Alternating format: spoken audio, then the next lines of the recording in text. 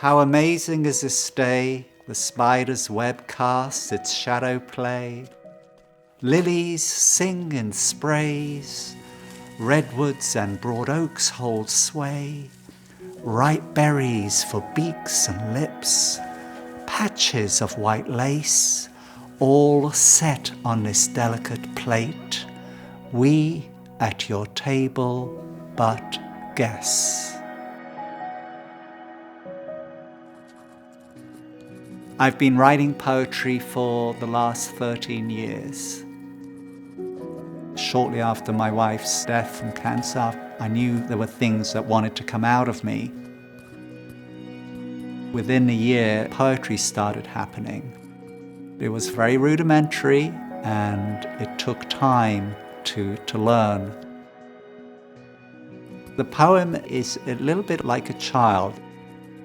You want it to stand on its own 2 feet and you can't rush it.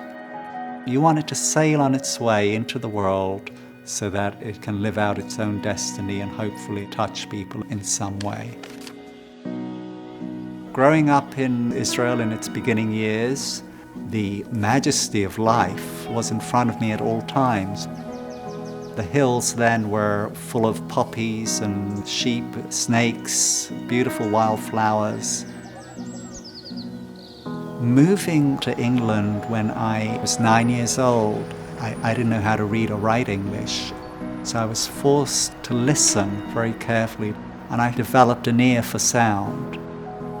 Dappling, flaking, silvery brown, cracked, pecked, wholly cleft trunk, limbs hanging by a thread, thicket of an old unpruned apple tree, rich leafy mold stewing in your mossy base, home to thousands, 100 years of hollowing to bear everything, sweet fruit, 100 years of hollowing to bear everything, sweet fruit.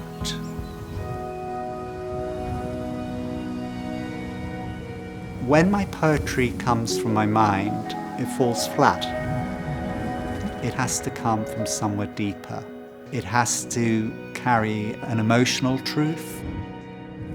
Some come to me in dreams, some come in silence, many come when I'm on a walk. The natural world gives me so much.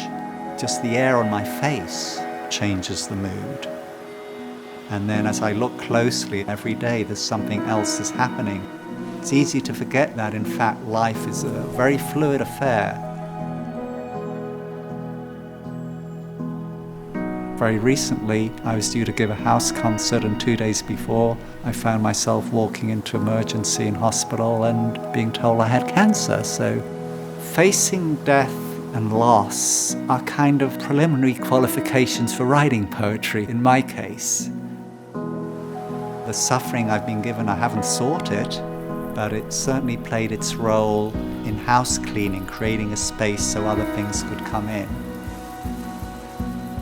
Despite the raging and protestations of my ego, grace can pierce through the apparent din of daily life. Now, in what I believe is my last stage of life, I'm able to say I'm happy that this is what I've been given, because every day counts. I may be grumpy, I may be tired and so on, but I'm alive, and there's a lot to appreciate on a daily basis. A sea of sunny faces greets me. They gently wave, familiar friends rise once again for the pleasure of murmuring winged creatures. Each petal a ray like you or me, each golden pollen center a heart like mine or yours, arrayed in unpretentious glory, unafraid, open to breeze, rain, a mower's blade. They'll spring again to heap their blessings on another timeless